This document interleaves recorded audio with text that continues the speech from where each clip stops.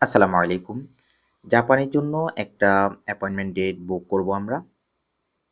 প্রথমে I am applying from Bangladesh. Then I am going to Japan দিয়ে দেব। Take me to the website এখানে click করব।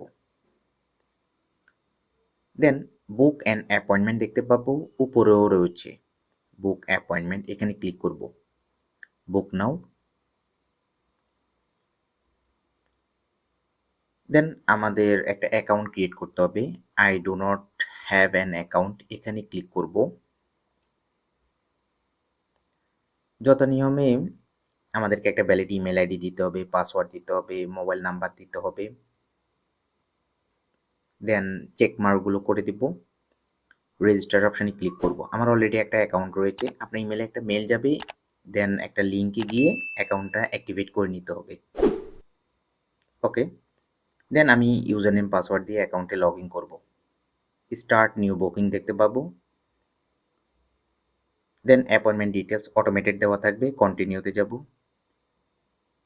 এরপর অ্যাপ্লিকেন্ট ডাটা দিতে হবে। পাসপোর্টের তথ্য অনুসারে first name, last name, gender, date of birth, current nationality, passport number, পাসপোর্টের এক্সপায়ারি ডেট, এই ডাটাগুলো দিয়ে দিব। এগুলো বেসিক ডাটা।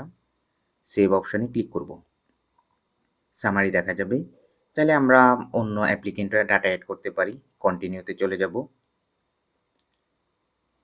দেন ডেট সিলেকশন করতে হবে, কত তারিখের জন্য চাচ্ছি এবং টাইমটা দিতে হবে। কন্টিনিউ করব। দেন রিভিউ দেখাবে, নিচে যাব, চেক মার্কগুলো করে দেব। পে অনলাইনে ক্লিক করব, নিচে যাব, কন্টিনিউ, দেন আবারও কন্টিনিউ।